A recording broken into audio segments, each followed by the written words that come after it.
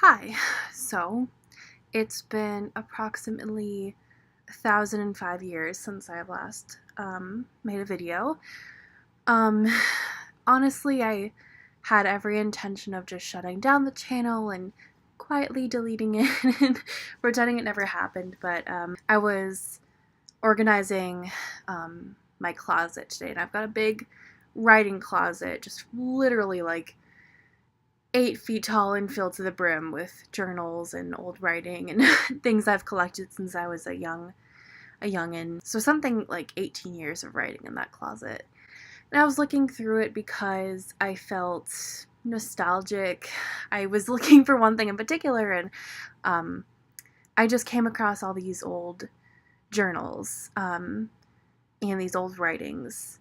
And I noticed a theme between the ages of like 9 and 15. It was a pretty big gap there. I kind of lived in a different universe. And to be fair, all kids do, right? I mean, all kids of that age are fantasizing and building up their own worlds, and they're all wrapped up in their own problems as if everything is live or die. But I was living in this little fantasy world, and I think I was there for a different reason. I think I was coping. And the things I was writing are just like beyond ridiculous. They were beyond fantasy. They were just insane. And while I can't speak for everyone, I think it was a little different from what most kids my age were thinking and dreaming and writing about. As I'm talking, I'm realizing this sounds a lot like I was plotting murder or something, but in reality, it was just very romanticized views of how the people around me and pictured my friends, and more importantly, the way I was seeing them. And there's one person I wrote about, like, I wrote from her perspective, as if she were, like, watching me and watching my moves and watching me flirt with her boyfriend, and there's no way in hell she gave a shit about me. Like, even when she was mean to me directly, she didn't care about me. She didn't think about me. She didn't go throughout her day planning to be mean to me. She just was. Just because that was the default. And I was, like, I was not cool. I'm still not, but I was especially not back then. And it got me thinking,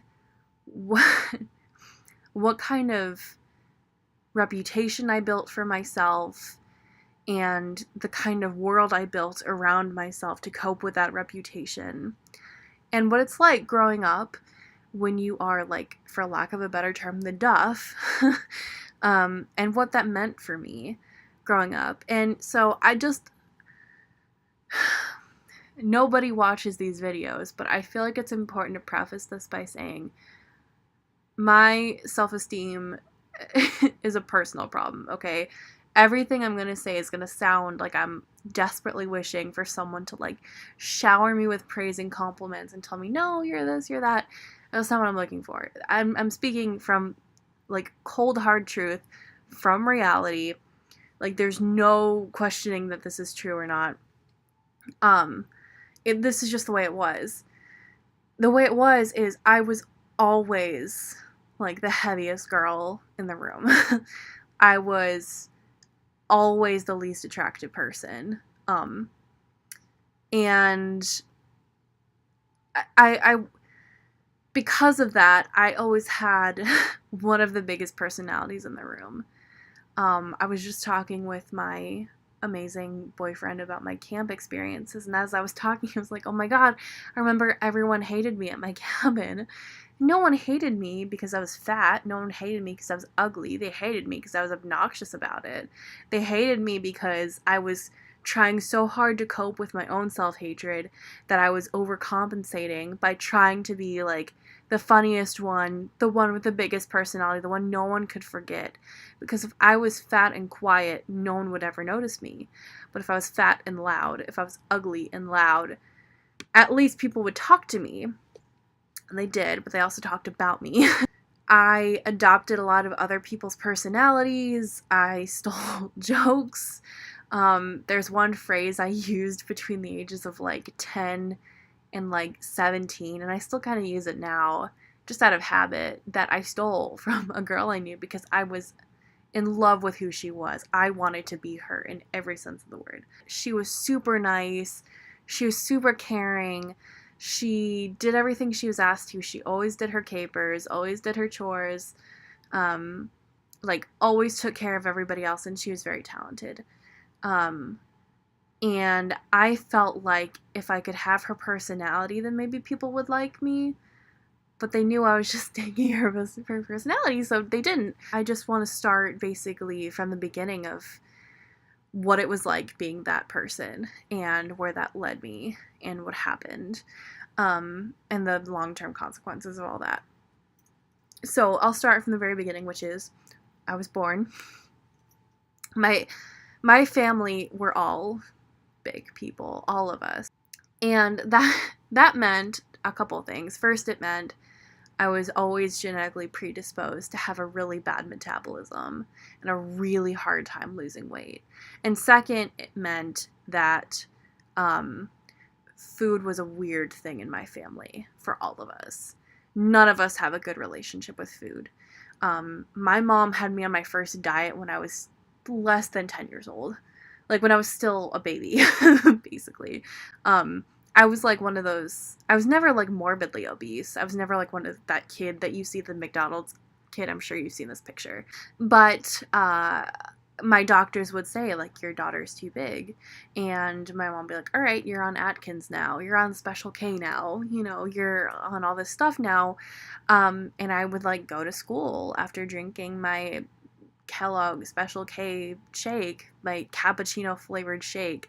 At lunch, I would bring like a Special K bar. For breakfast, I'd have like that cereal, the berry cereal, and nothing else. Like, so I grew up equating food with punishment, or with control, and that ended up being the nail in the coffin for me. When my mom wasn't home for dinner, which was rare, she'd be gone during the day and be home at night. My dad would be gone all the time, always. But when he was home and it was his job to be home at night, like to pick us up from dance or something, he would make us like PB&Js for dinner, and that would be it. And for like a growing, 11-year-old kid who just did like a 2-hour dance class, like that's not enough. And so my sister and I would like binge on whatever was in the house because we were really hungry. I'm not gonna lie, like I had a good education. I knew about nutrition. I knew what was good for me and what wasn't. I just didn't care, because I thought I looked fine. I knew I didn't look like other girls, but I was happy with who I was as a person. It wasn't really until middle school that I realized, like, this isn't good and people aren't going to like me. So the problem would be is as I'm growing up, I'm starting to have more health problems in terms of I would later realize they were indications of my autoimmune disease, but it wouldn't be concrete enough for me to warrant like a hospital visit or like a serious doctor's visit. So when I went to the doctor for checkups and for vaccinations, they'd be like, oh, you're just fat. But looking back now, it was an indication of like the stomach problems I have and acid reflux and the things that I inherited from my parents. And always being cold, I thought I was malnourished, but the reality is I have like a condition that makes that happen. Which is not dangerous or life-threatening at all. It just really sucks.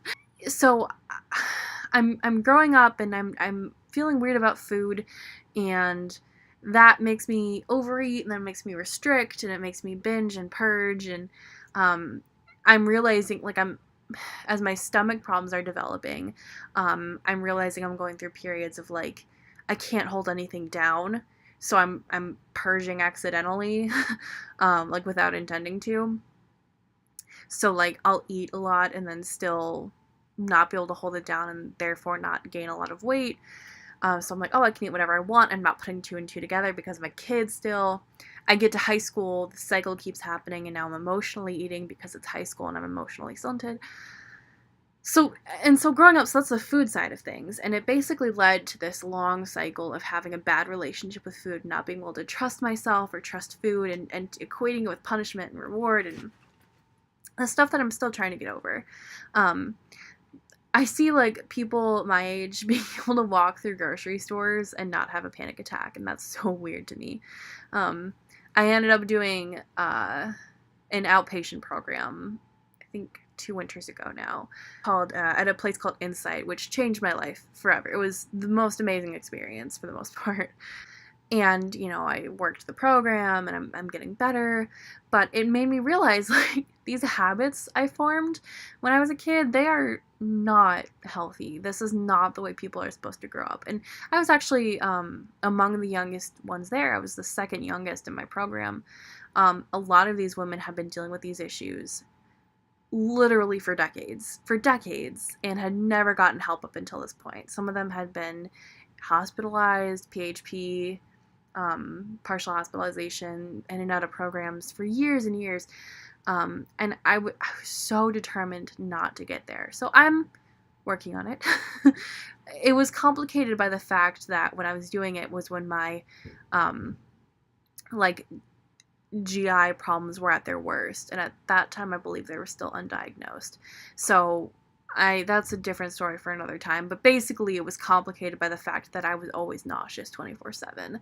So they were like, you have to eat this program, like you have to work the program, and I was like, I literally can't eat anything.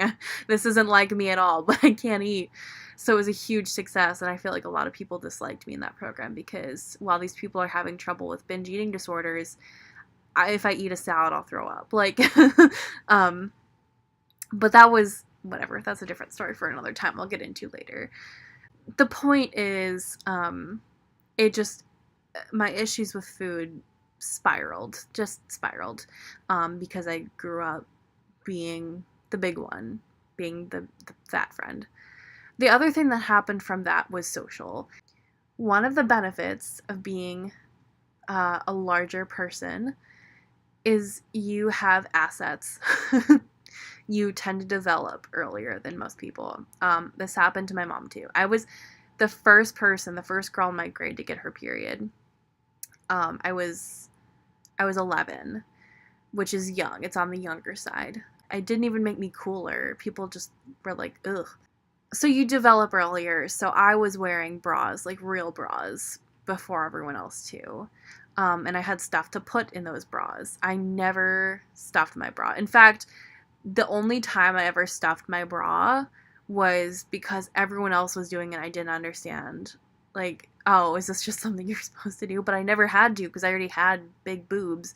And developing earlier and having assets, like being a curvy girl during the time when guys are like jizzing their pants at like nature documentaries is a bad combination. I can't blame men, like collective men, for instilling certain values in me, but I have to admit that the way I was treated in middle school and high school, it was a team effort. I was a young, impressionable girl who was developing very rapidly, and older guys take advantage of that, and even guys my age took advantage of that.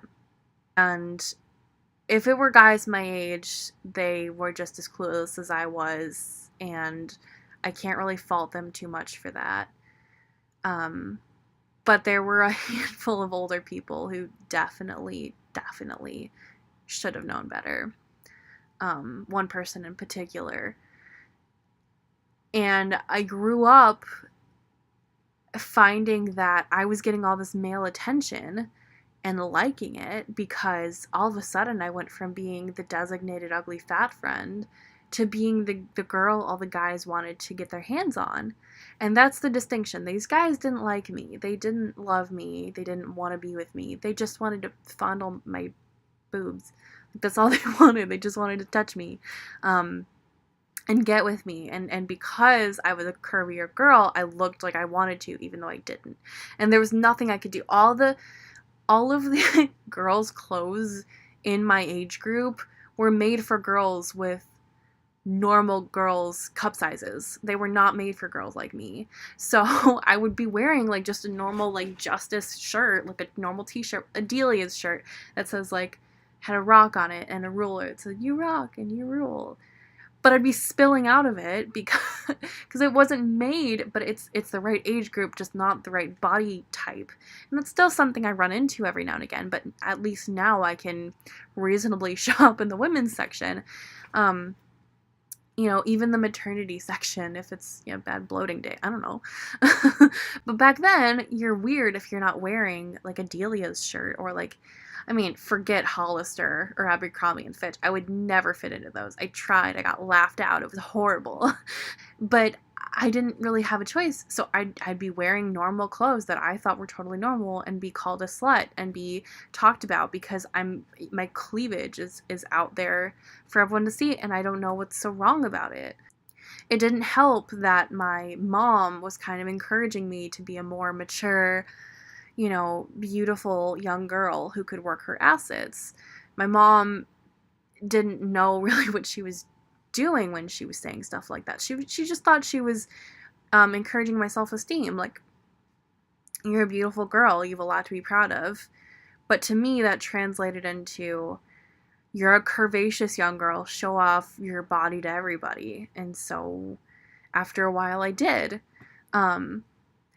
And I got into this mental place of like, if a man is showing me attention, he deserves it, and I should give it to him because no one else is going to want me. And if a man is showing me attention, like, that's a miracle. How could anyone want to be with me? How could anyone love or like or want to fuck someone like me? So I better take advantage of the situation. So when one older boy, one guy in particular, started showing me interest, I went for it. I did whatever he wanted me to do. I let him rope me into doing whatever he wanted. I let him assault me. Like, I let him drive me around in the back of his car and touch me. I let him force himself on me because the whole time I was thinking I should be grateful for this. And this isn't a unique story at all. Am I saying I was raped because I'm fat? No. I'm just saying that being the person I am and looking the way I am and growing up in an environment where looking like me got you nothing but bullying and harassment and name calling and alienation and, being designated as, oh, you'll like my friend Amanda, she's funny, instead of she's pretty or whatever, led me to having such low self-esteem that I allowed myself to make excuses for the way people were treating me. I got into a mindset of, if it's happening to me, I deserve it, which is a bad place to be in. It took me literally years to, come to terms with the guilt and figure out that what happened to me was not consensual and was not okay, and should never have happened. And I will never get those years back where I spent all my time chasing after boys who showed me attention and then alienating all the rest of my friends. And in high school, I lost every single one of my friends because of this. All of them. And there were a few other factors. For example, I was extremely mentally ill. At the time, I was formally diagnosed, but I wasn't really being treated. I was given like Prozac, which just made me more depressed. I was given like your generic therapy where someone said, yeah, okay, how does that make you feel for a while? My only source of therapy was my writing. And that was really just reinforcing the beliefs I already held. There was nothing anyone could really do to save me, I think. And that led to a really dark spiral, which we don't have to get into. That's not what this is about. This is about, other people's perceptions of me. And I so regret everyone that I pushed away in high school. I could have lifelong friends by now if I'd really gotten out of that. But I don't think there was a way out for me. I really don't. And of course, these older guys went to college, when I was going into my sophomore year of high school. So they were gone, but there's always older boys. There's always male attention, especially looking like me. And I don't mean that in a narcissistic way. I mean, like I said, when you're a more curvaceous girl, like you do get some attention from people. And once again, no matter who it was, if it was male attention, it was something I felt like I should be grateful to have. So it took many years before I finally said to myself, I deserve better than this. I deserve to feel happy and loved and appreciated for who I am and not what I look like. I still, when I'm in a room, I'm usually the biggest person there. And while I'm older and I've come to terms with it, and I'll get into the whole like weight loss thing in a second, but I have come to terms with it. Despite all that, I still feel when I'm somewhere like I need to be overcompensating for how I look. Like I almost need to be apologizing for existing. Like I need to apologize for being fat in your presence. I need to wear more makeup. I need to buy nicer clothes. I need to be spending more money or being more educated. Because when people look at me, they have certain expectations, and I want to break every single one of those. And people do treat me differently when I have my attractive boyfriend near me versus when I'm by myself. And I think that's one of the reasons I worked so hard in school, is so that if I'm going to be fat, I'm at least going to be fat and the smartest one there. Because it's easier to be smart than it is to be skinny, as it turns out. In terms of weight loss, of course I want to be thinner. Of course I want to be more in shape. It just so happens that at the same time that I'm working on this whole eating disorder thing, I'm also working on an autoimmune thing. And my body physically is in a health state where that's really difficult to do. There are days where I could totally go for a run. I can exercise a whole bunch. And then the next day I could literally have trouble, turning around in bed, let alone getting up and going for a run. My body just fluctuates. That is the way it is, and that's the way it always has been. So I'm better about habits. I'm more mindful about what I eat and how I treat my body, and I'm hyper aware of it every second of every day. But it's not my obsession so much anymore. At least I'm trying for it not to be. I'm more trying to come to terms with loving myself and being proud of who I am, than I am about, what size jeans I fit into. Because I would rather be happy and healthy than skinny, personally. And I am healthy for the most part. So I feel proud of where I'm at. But growing up and being the DUFF, being that kind of person, just got me into all sorts of horrible situations that were beyond my control. And as I'm reading these old journals and seeing the way I perceived myself and was thinking how other people were perceiving me, it's so clear. I was living in this other world. I was living in this place where there were no real rules, because I didn't know how to live in the real world where the rules currently existed. I didn't feel safe there. I didn't feel comfortable there. So I had to invent these magical fantasies where I walked down the hall and I was like, ooh, look at that girl. Whether it's positive or negative. I look at where these people ended up and not one of them remembers me. I guarantee it. But I think about them constantly because all I remember them as, is the type of characters I invented for them in my little journals, my little fanfics. Where I am now is I have overcome so much, a lot more than people realize, a lot more than I even realize sometimes. And I'm proud of who I am now, and I'm proud of how I ended up here and how I overcame all of that, but I wish so deeply that there had been someone to say all this stuff to me and to say, when you look back, it's going to seem ridiculous to you. You're going to wish you could just scream in your own face and say, stop, stop, get some perspective. Like, no one is going to remember you. Everyone's in their own little world.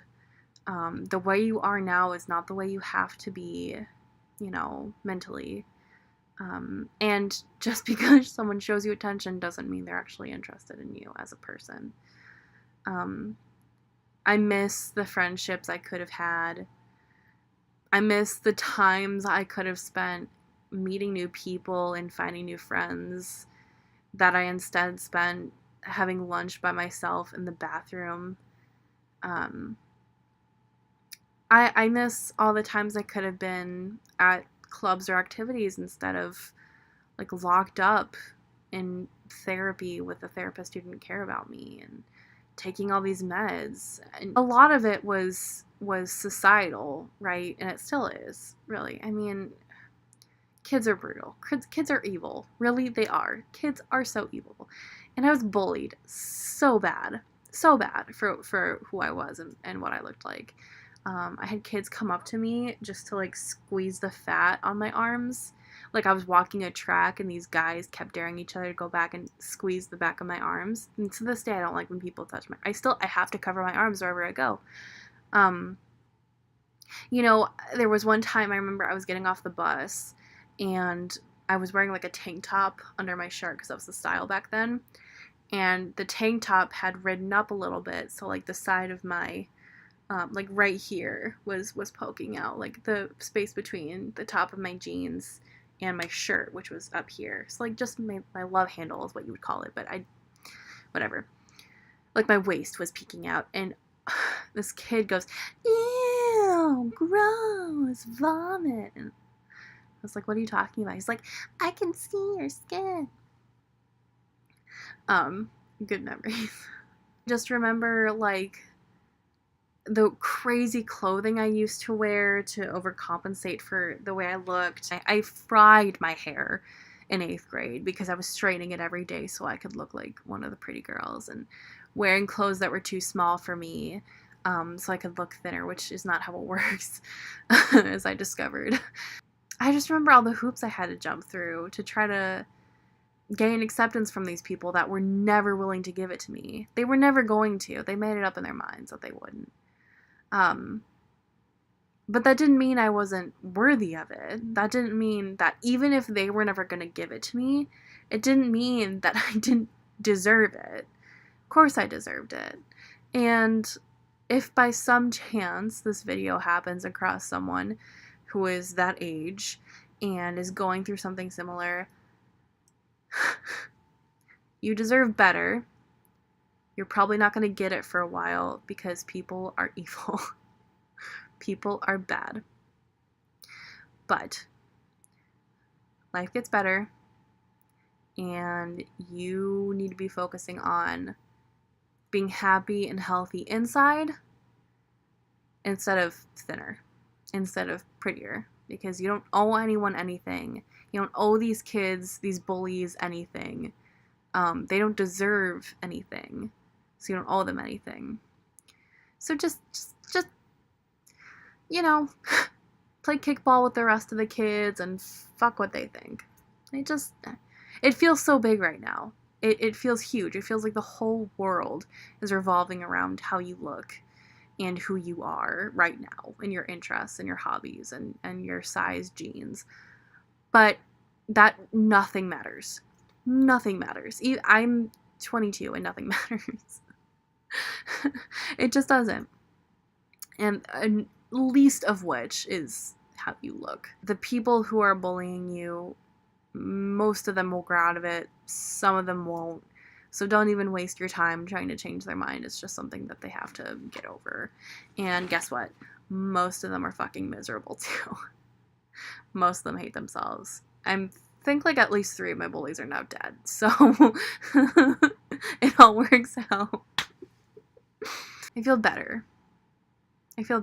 All of this. I do. This was very therapeutic. So if you are the one person on this whole earth who watches my videos, thank you for sticking around. Thank you for the long wait. I don't know when the next time I'll upload is, because sometimes I just don't give a shit about this channel, and sometimes it's like my baby. Mostly it's not, though.